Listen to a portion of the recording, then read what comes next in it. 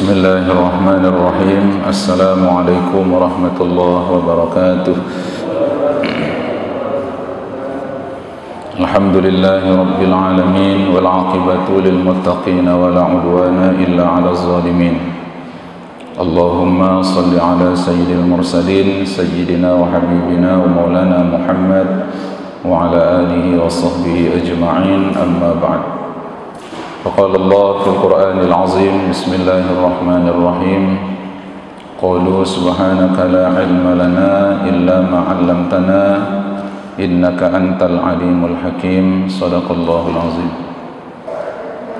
Bersyukur kepada Allah Subhanahu wa taala, kita ucapkan alhamdulillah, bersalawat kepada Rasulullah sallallahu alaihi wasallam, kita bacakan Allahumma salli wa sallim wa barik alaihi. Kajian kita pada malam hari ini adalah tentang sebab-sebab kebolehan membongkar kuburan. Pada bahasan yang lalu kajian kita adalah tentang salatul janazah. Malam hari ini kajian kita adalah tentang kuburan. Setelah jenazah dikuburkan, maka haram hukumnya untuk membongkar kuburan yang sudah diletakkan jenazah di dalamnya. Tapi ada beberapa pengecualian atau kebolehan membongkar kuburan tersebut. Dijelaskan oleh Syekh Nawawi Al-Bantani di dalam kitabnya Kashifatus Sajah. Beliau memberikan judul atas kajiannya dengan Fima yujibu nabshal mayyit, hal-hal yang menyebabkan bolehnya membongkar kuburan yang sudah diletakkan mayit dalam kuburan itu. Yang pertama, lil ghusli, untuk dimandikan. Maksudnya apabila jenazah itu dikuburkan tapi belum dimandikan, maka wajib untuk membongkar kuburan tadi supaya jenazahnya dimandikan. Itu pun dengan syarat idza lam yataghayyar, apabila tidak terjadi perubahan pada jenazah. Maksud perubahan tersebut apabila tidak diperhitungkan atau diduga kuat kalau mayat tersebut sudah membusuk. Bi khilafi ma law dufina bila kafanin, lain halnya kalau mayit dikuburkan tanpa kafan atau mayit dikuburkan dengan memakaikan kain kafan yang terbuat dari sutra. Kata ulama, pakaian yang tidak boleh dipakai pada waktu hidup juga tidak boleh dipakaikan untuk orang yang meninggal dunia pada saat dikafankan dia. Kita tak boleh memakai pakaian yang terbuat dari sutra laki-laki, tapi kemudian begitu dia meninggal dunia, maka ketidakbolehan itu juga berlanjut. Namun kalau ada orang yang sudah terlanjur dikafankan dengan menggunakan kain sutra, sudah terlanjur dia dikuburkan, fala yunbash, maka tidak perlu untuk dibongkar kuburannya itu lagi. Atau ada jenazah yang dikuburkan tapi belum dikafankan. Jenazah yang boleh tidak dikafankan, jenazah yang belum dikafankan lalu kemudian dikuburkan, kata ulama tidak perlu untuk dibongkar kuburannya. Apa sebab? Karena kuburan itu sudah menjadi kafan bagi si mayit, sudah cukup. Begitu pula apabila si mayit belum disolatkan, seperti kajian kita yang lalu, maka cukup dengan melakukan solat pada kuburan itu sudah terangkatlah fardu kifayah untuk dia. Kemudian yang kedua, kebolehan membongkar kuburan itu karena sebab litaujihihi ilal qiblah, untuk menghadapkannya ke arah kiblat. Jadi memposisikan jenazah itu menghadap ke kiblat itu hukumnya wajib. Sehingga apabila jenazah sudah diletakkan dalam kubur, lalu setelah ditimbun tanahnya, tahu-tahu yang menggali kuburan atau yang meletakkan mayat dalam kuburan mengatakan belum dihadapkan dia ke arah kiblat. Wajib dibongkar kuburan itu untuk menghadapkan mayit tadi kepada arah kiblat. Ini pun sama seperti dengan yang pertama, idza lam yataghayyar aidan, apabila juga mayit itu tidak mengalami perubahan atau belum membusuk jenazah tersebut. Kemudian idza dufina mustalqiyan wa wajhuhu lil qiblah, apabila terjadi jenazah yang dikuburkan itu dalam keadaan telentang, tapi kemudian wajahnya menghadap ke arah kiblat, perbuatan itu sebenarnya haram. Bi an kanat rijlahu ilal qiblah, seperti kaki jenazah itu menghadap ke arah kiblat, dan perbuatan itu adalah haram. Jadi tidak boleh tidak menghadapkan jenazah ke arah kiblat, atau tidak pula boleh membuat kaki jenazah itu menghadap ke arah kiblat. Kalau terjadi, maka nubisha, dibongkar, digali kuburannya sepanjang belum terjadi perubahan pada jenazah, dan hukum membongkarnya itu adalah wajib. Nah, jemaah muliakan Allah, wasalisuha, yang ketiga, lil mali idza dufina ma'ahu, karena ada alasan harta yang terkubur bersama-sama dengan mayit tadi. Seperti ada orang yang menggali kuburan, lalu kemudian terjatuhlah benda-benda yang berharga dalam kuburan tersebut. Waqa'a, terjatuh seumpama khatam, seumpama cincin atau gelang, atau umpamanya jam dan lain sebagainya. Fayajibu nabshuhu, maka dalam hal ini wajib juga untuk membongkarnya. Wa in taghayyara, nah yang nomor 3 ini tidak sama dengan nomor 2 dan nomor 1. Kalau nomor 1 dan 2 tadi illam yataghayyar, kalau jenazahnya tidak berubah. Dibongkar sebab memandikan, kalau jenazahnya belum hancur. Wajib menghadapkannya ke arah kiblat kalau jenazahnya belum berubah, belum membusuk. Tapi yang ketiga, wajib dibongkar kuburannya apabila terjatuh benda-benda yang berharga di dalam kuburan itu. Wa in taghayyara, sekalipun sudah berubah, sekalipun begitu dibongkar kuburan tadi udah membusuk atau udah keluar nanah-nanahnya, maka boleh untuk membongkarnya sekalipun sudah berubah.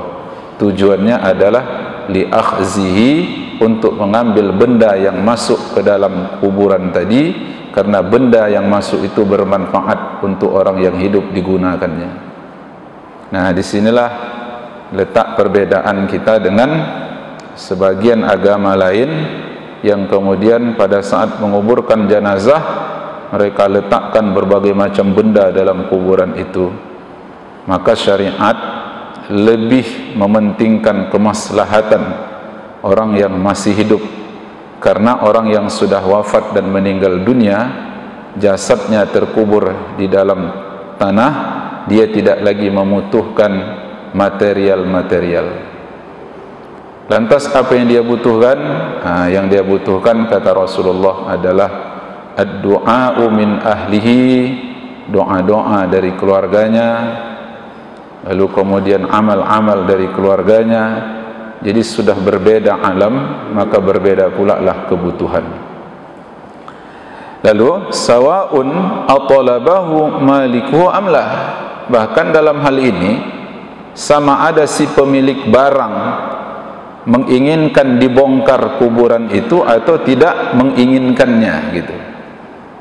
Sama ada si pemilik barang menyuruh supaya kuburan itu dibongkar atau tidak, maka tetap wajib hukumnya untuk membongkar kuburan tadi.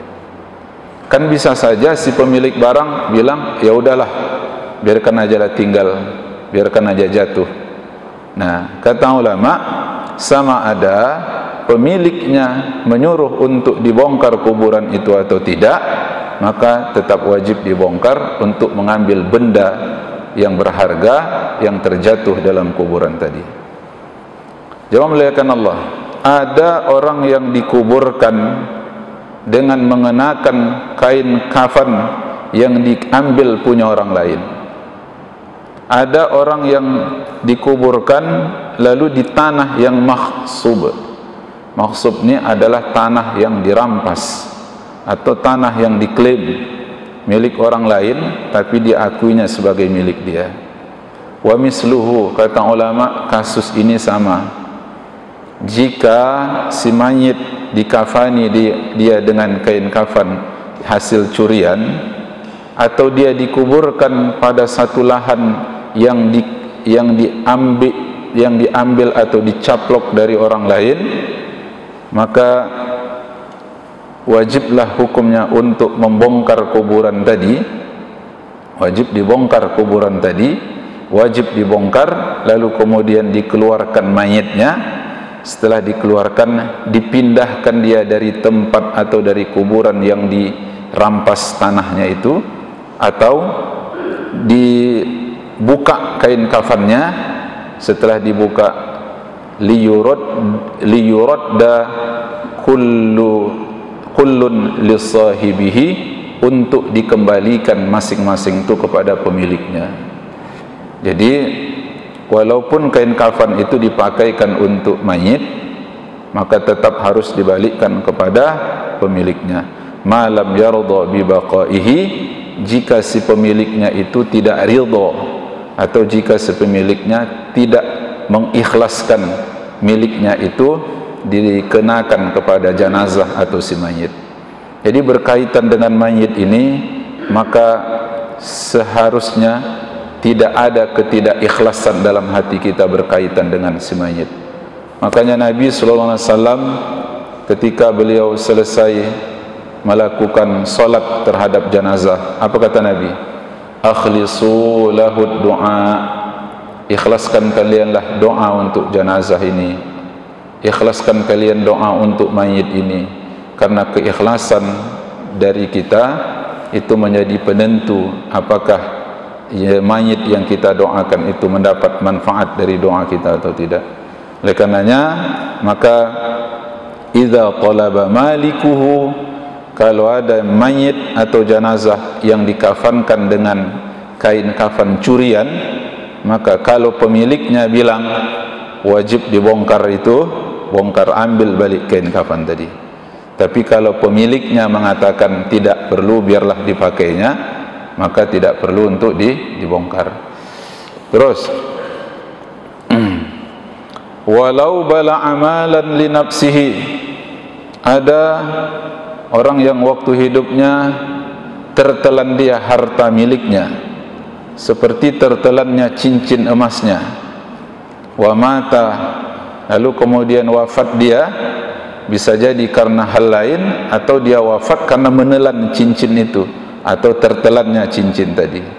Wafat, meninggal dunia dia, kemudian ada keluarganya yang tahu, kata ulama, lam yunbash, tidaklah dibongkar kuburannya itu hanya sekedar untuk mengambil atau hanya sekedar untuk kembali menggunakan emas yang tertelan dalam perutnya itu.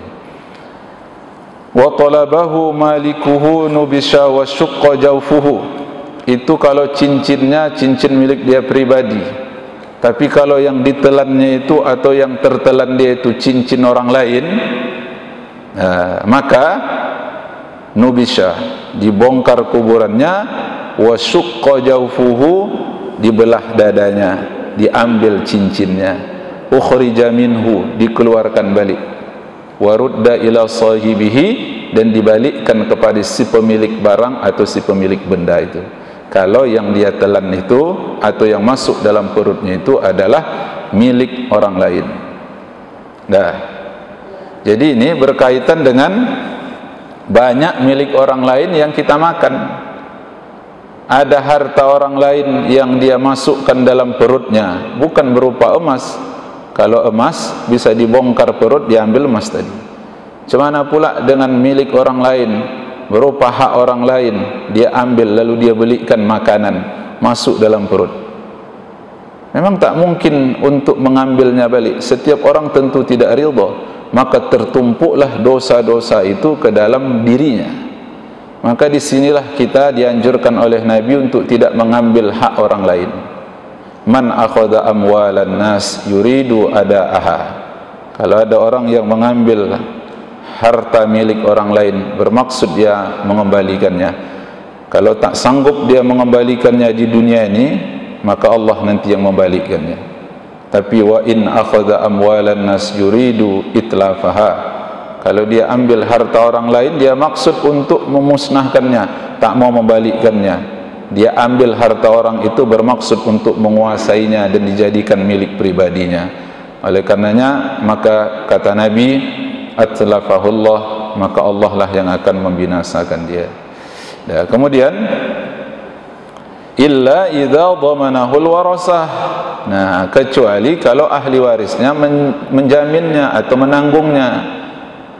Tertelannya cincin emas orang seharga 1.500.000 umpamanya, maka si pemiliknya minta, saya mau kalau cincin yang tertelan masuk ke dalam perutnya itu diambil baliklah, maka wajib dibongkar kuburannya. Tapi kata ahli warisnya, kami yang nanggung, kami yang menjamin, tidak perlu dibongkar kuburannya, apalagi nanti begitu dibongkar dibelah perutnya, kami saja yang menjamin berapa kira-kira harga emas yang masuk ke dalam perutnya itu. Maka diperhitungkan ada sebanyak 1.500.000 diganti oleh ahli waris. Nah, oleh karenanya maka di dalam kajian ulama, kalau ada seseorang wafat meninggal dunia, maka harta-harta yang dia tinggalkan itu kewajiban pertamanya adalah membayarkan dan menyelesaikan apa saja yang menjadi tanggung jawab dia semasa hidupnya. Kalau ada hutang piutangnya, maka selesaikan hutang piutangnya. Kalau ada hutang piutangnya lalu kemudian tidak ada harta yang dia tinggalkan, maka ahli warislah yang mengambil alihnya. Tujuannya apa? Supaya terlepas dia dari tanggung jawab untuk mempertanggungjawabkan karena harta orang yang dia ambil tadi. Itu kalau ada ahli warisnya yang menjamin. Fala yushaqqu hina izin, maka tidak dibelah perutnya ketika itu. Kemudian yang keempat, lil mar'ah. Ini dalam kasus ibu-ibu atau perempuan. Perempuan yang wafat meninggal dunia, idza dufina janinuha ma'aha. Kebetulan ibu ini mengandung. Pada saat mengandungnya itu, maka di sanalah dia wafat, meninggal dunia. Nah, orang yang menguburkannya tak pikir panjang, dikuburkannya saja perempuan ini. Lalu setelah dikuburkan, maka barulah dibicarakan bahwa ada kemungkinan kalau janin yang ada dalam perutnya itu kemungkinan hidup. Nah, kalau ada kemungkinan hidup janin tersebut, fayajibun nabshu, maka wajiblah hukumnya untuk an-nabshu, untuk membongkarnya balik. Terus, li'annahu yajibu syaqqu jawfiha qabla dafni, karena andai kata seorang meninggal dunia, di dalam perutnya itu ada janin yang kemungkinan hidup, maka wajib hukumnya untuk membelah perutnya, mengeluarkan janinnya. Itu wajib kata ulama. Kecuali kalau menurut pakar kandungan atau kalau menurut dokter, maka janin yang ada dalam kandungnya itu tidak diharapkan hidupnya. kalaupun hidup hanya sebentar. Jadi sekira-kira perempuan yang mengandung usia kandungan umpama 6 bulan, 7 bulan atau 8 bulan, wafatlah si perempuan atau si ibu tadi. Begitu diteliti, anak yang dalam perutnya ini hidup. Tapi menurut ahli kandungan, walaupun anak ini hidupnya, tapi hidupnya sebentar. Fa illam turja hayatuhu, kalau tidak diharapkan hidupnya lama, tidak diharapkan lama hidup janinnya tadi, harumasyaqqu, haram hukumnya untuk membelah perut si perempuan tadi. Tapi kalau menurut kedokteran, ahli kandungan, ini anak bisa bertahan, bisa lama hidupnya, wajib membelah perut si ibu tadi untuk melanjutkan kehidupan anak atau janin yang ada dalam perutnya. Lalu kalau kan udah terlanjur dikuburkan, sedangkan janin masih ada dalam perut, tukhraju minal qabri, dikeluarkanlah dia dari kuburan. Dikeluarkan dia dalam kuburan untuk mengambil bayi tadi. Itu kalau berkemungkinan hidupnya. Nah, jemaah yang dimuliakan Allah Subhanahu wa taala, wa minal ghalati, dan di sini ditulis oleh Syekh Nawawi Al-Bantani bahwa pada waktu itu banyak orang-orang yang mengatakan yudha'u nahwu hajarin ala batniha. Jika perempuan hamil lalu kemudian dia wafat, lalu di dalam perutnya itu ada bayi atau janin, maka supaya bayinya juga ikut wafat, ikut meninggal dunia, diletakkan seumpama batu pada perut perempuan yang hamil tadi, supaya janinnya pun ikut juga wafat, ikut juga meninggal dunia. Kata Syekh Nawawi, ini tidak betul, ini perbuatan salah, ini perbuatan keliru. Kenapa? Fa inna fihi qatlan lil janin, karena dengan perbuatan itu adalah dianggap membunuh janin namanya. Jadi orang yang membunuhnya itu yang berdosa, dan pembunuhan itu termasuk dalam daftar al-kabair. Kabair itu artinya masuk dalam dosa-dosa besar. Begitu pula boleh dibongkar kuburan, bahkan wajib, in lahiqal arda ba'da dafni sailun, setelah dikuburkan ada kemungkinan datang banjir, dan banjir itu akan menghilangkan kuburan atau bisa jadi membongkar isi-isi kuburan itu, maka boleh dipindahkan atau boleh dibongkar kuburannya untuk dipindah ke tempat lain. Wa yunbasu aydan idza ihtija li musyahadatihi, boleh pula dibongkar dia apabila ada hajat. Apa hajatnya? Hajatnya untuk musyahadah, diotopsi, atau musyahadah itu disaksikan jenazahnya, untuk dilihat jenazahnya bagaimana kondisinya, apalagi berkaitan dengan proses-proses penyelidikan berkaitan dengan kematian jenazah tersebut, maka membongkarnya ada sebab atau ada alasan. Nah, jemaah yang dimuliakan Allah Subhanahu wa taala, maka selanjutnya kata ulama, wa yunbasu aydan al-kafir idza dufina bil haram. Orang kafir masuk tanah haram itu tak boleh, sama ada haram Makkah atau haram Madinah. Begitu pula haram masuk, mati dia, haram pula dikuburkan di tanah haram itu. Jadi tidak boleh ada orang kafir masuk ke dalam tanah haram. Kalaupun dia masuk curi-curi, jikalau ditanya ada tidak orang kafir di tanah haram Makkah atau Madinah itu, bisa jadi ada, karena orang yang begitu banyak, bisa jadi ada cara dan jalan bagi dia masuk ke dalam tempat itu. Nah, maka andaikan matilah orang kafir ini pada wilayah haram, tidak boleh dikuburkan di tanah haram. Sebagaimana haramnya dia masuk ke dalam tanah haram itu, maka haram pula dia dikuburkan di tanah haram. Lagi hidupnya saja tak boleh masuk, apalagi udah mati, maka tak boleh dia dikuburkan tanah haram itu. Namun jika terjadi masuk dia lalu kemudian wafat dia di tempat itu, ada pula yang menguburkannya di tanah haram itu. Kata ulama, wa yunbasu aidan al-kafir, dibongkar kuburan orang yang kafir, idza dufina bil harami, apabila dia dikuburkan di tanah haram tersebut. Nah, jemaah yang dimuliakan Allah, ini penjelasan ulama yang berkaitan dengan kuburan dan sebab-sebab kebolehan untuk membongkar kuburan tersebut. Nah, kemudian sedikit lagi, pada saat menguburkan jenazah, pada saat menguburkan jenazah, maka wa yusannu an yastural qabru 'inda dafni bisaubin.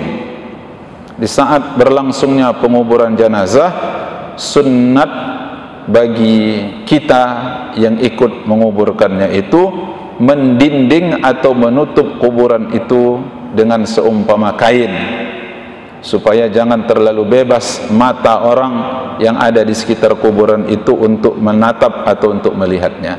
Jadi ditutuplah dia dengan seumpama kain. Itu hukumnya apa? Sunnat saja. Nah, hukumnya sunnat saja. Nah, apakah dia laki-laki atau dia perempuan? Wa sunnatu ad-dafnu fi ghairil lail wa waqti karahatis shalah. Dan sunnah menguburkan itu pada selain malam. Artinya apa? Kalau dapat menguburkan itu jangan malam, dan jangan pula pada waktu-waktu makruh salat. Ada waktu-waktu makruh salat. Dalam fikih itu disebutkan ada 5. Di antara yang 5 itu adalah ba'da asar atau ba'da subuh, atau kemudian pada saat matahari sudah menyingsing mau naik dan sebelum masuk waktu zuhur. Itu adalah waktu-waktu karahatu tahrim, makruh tahrim untuk melakukan ibadah salat. Maka sunnat hukumnya untuk tidak menguburkan jenazah pada waktu-waktu itu. Wajaza bila karahatin dafnuhu lailan. Tapi kalaupun ada orang yang menguburkannya waktu malam, boleh juga. Tadi kan anjurannya jangan menguburkan waktu malam. Tapi kalau ada juga yang buat, jaza bila karahah, boleh dan tidak jatuh pada hukum makruh. Nah, jemaah muliakan Allah Subhanahu wa taala, ini yang dijelaskan oleh ulama, sunnat tidak menguburkan di waktu malam dan seterusnya, itu apabila terjadi di luar tanah haram. Adapun di dalam tanah haram sendiri, maka bebas. Sebagaimana salat di Masjidil Haram itu tidak ada waktu-waktu kita yang dilarang untuk melakukan ibadah salat, kecuali pada 2 waktu yang kita kenal, iaitulah dia ba'da subuh dan ba'da asar tadi. Tapi selain dari waktu itu, maka tetap diizinkan. Begitu pula menguburkan. Amma fihi, adapun di dalam tanah haram, maka fala hurmata wala karahah, tidak ada keharaman, tidak ada pula kemakruhan untuk menguburkan jenazah kapan saja, pada waktu mana saja. Maka tidak ada kemakruhan, tidak pula ada keharaman. Ini beberapa penjelasan yang disampaikan oleh Syekh Nawawi Al-Bantani di dalam kitab Kashifatus Sajah. Barangkali kita padakan demikian sebelum kita tutup dengan doa. Maka kalau ada yang mau kita diskusikan, dipersilahkan dengan segala hormat. Wallahu a'lam bissawab. Wassalamualaikum warahmatullahi wabarakatuh. Ya. Waalaikumsalam warahmatullahi.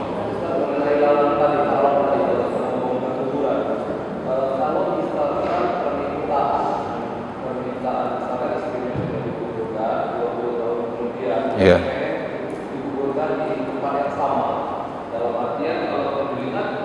Mungkin kerangkanya pun sudah tidak terulang-ulang. Bagaimana hukumnya terhadap permintaan ini? Ya. Kedua, saya pernah melihat ada seseorang, bukan seorang sih, tanah wakaf, tapi tanah wakaf ini seperti di kampung. Ini wakaf biasanya, bukan seperti kayak di batu tinggi. Ini tanah wakaf. Kalau ditanya itu kenapa kosong ya? Ya itu sudah dibayar sama orang yang sebelumnya. Artinya dia yang belum tinggal tapi sudah pamrih tanah itu hukumnya bagaimana? Jadi 2 pertanyaan saya.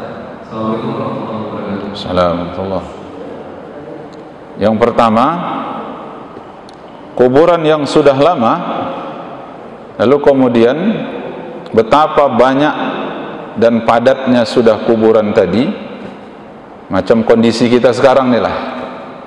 Jadi kondisi kita hari ini, wakaf tanah yang disediakan untuk pekuburan itu tidak bertambah, itu saja. Sementara orang yang meninggal dunia itu bertambah tiap hari bahkan, apalagi dalam kondisi pandemi kemarin. Nah, maka kalau dibongkar dia kembali karena ada tujuan, jadi sebenarnya istilahnya dia bukan membongkar, tapi tujuan awalnya adalah untuk menguburkan. Jadi dia bukan membongkar, tapi menguburkan jenazah yang lain dengan cara membongkar kuburan orang yang lainnya pula. Diletakkanlah pada lahat atau pada liang yang sama, maka hukumnya boleh. Ya, boleh. Nah, yang tidak boleh itu apabila sama-sama wafat, sama-sama meninggal dunia. Maka lalu kemudian dikuburkan dalam satu lubang atau dalam satu liang, itu tidak boleh. Nah, kecuali kalau ada hajat. Bagaimana bentuk hajatnya? Bentuk hajatnya seperti orang yang wafat meninggal syahid seperti pada masa Nabi. Lalu karena ini dalam kondisi di mana mereka wafat dalam keadaan syahid, maka dikuburkanlah mereka dalam satu liang atau dalam satu lubang. Sehingga kemudian sahabat bertanya kepada Nabi, "Ya Rasulullah, ini siapa yang duluan kita masukkan ke dalam kuburan ini? Siapa yang duluan?" Maka dijawab oleh Nabi, adalah orang yang paling banyak hafalan Qur'annya. Nah, karena yang paling duluan diletakkan ke dalam lubang itu berarti dia adalah orang yang paling mulia di antara mereka. Apa sebab? Karena setiap orang yang wafat dan meninggal dunia, in kana khairah, jika dia orang baik, dia akan mengatakan qaddimuni, qaddimuni, percepatlah aku, percepatlah aku. Jadi mempercepatnya itu adalah bagian dari memuliakan. Maka jika terjadi jenazah yang banyak yang akan dikuburkan dalam satu lubang karena ada hajat tadi, maka dahulukan orang yang paling banyak hafalan Qur'annya. Kalau tidak, maka sama semuanya, hafalannya sama, maka orang yang paling banyak berjuang dan berjihadnya.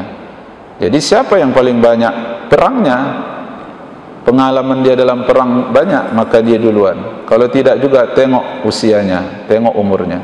Nah, jadi hampir sama seperti orang yang didulukan untuk jadi imam. Siapa yang paling pantas untuk jadi imam? Yang paling banyak hafal Qur'annya. Kalau sama, maka yang paling duluan masuk Islam, kata Nabi. Kalau sama juga, yang lebih duluan hijrah. Kalau sama juga, maka siapa orang yang paling tua? Kalau sama juga, maka siapa yang paling banyak istrinya? Nah, jadi yang terakhir ini berlomba-lomba orang untuk memperbanyak istri supaya bisa jadi imam.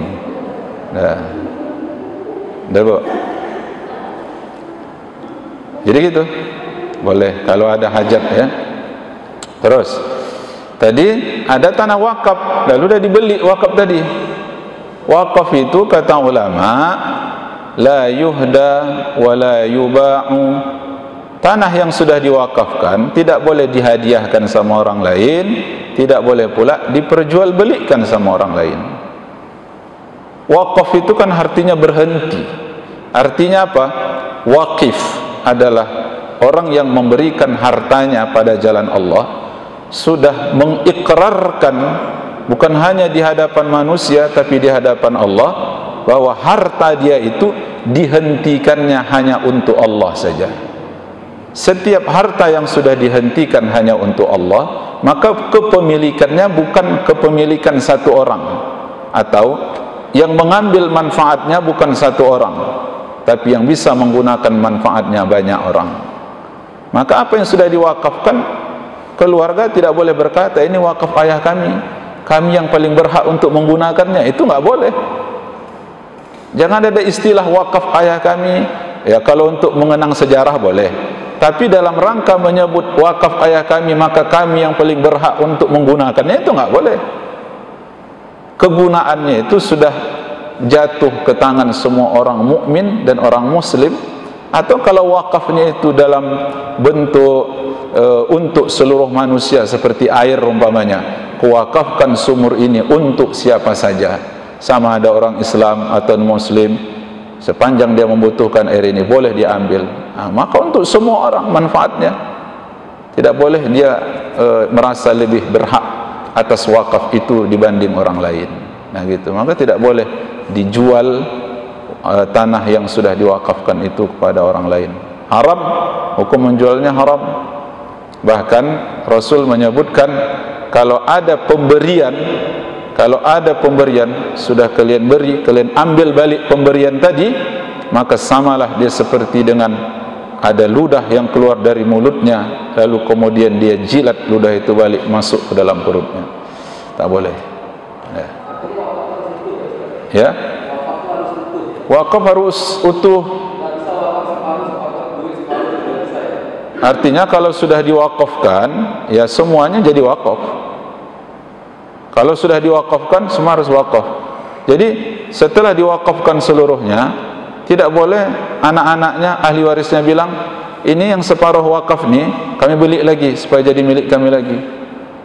Kami bayar lagi. Tidak boleh. Bayar sama siapa? Karena tidak ada satu orang pun yang memilikinya. Nah gitu dia. Tidak boleh. Demikian, mohon maaf atas segala kekurangan. InsyaAllah nanti akan kita lanjutkan pada kajian yang berikutnya. Wallahu ta'ala a'lam bisawab. Wassalamualaikum warahmatullahi wabarakatuh. Alhamdulillahi rabbil alamin. Wassalatu wassalamu ala ashrafil anbiya'i wal mursalin, sayyidina wa habibina wa maulana Muhammad wa ala alihi wa sahbihi ajma'in. Allahumma anfa'na bima 'allamtana wa dhakkirna ma nasina birahmatika ya arhamar rahimin. La ilaha illa anta subhanaka inna kunna minaz zalimin. Rabbana atina fid dunya hasanah wa fil akhirati hasanah wa qina 'adzaban nar. Wa sallallahu wa sallama alaihi walhamdulillahi rabbil alamin. تقبل الله منكم منا ومنكم تقبل يا كريم الله.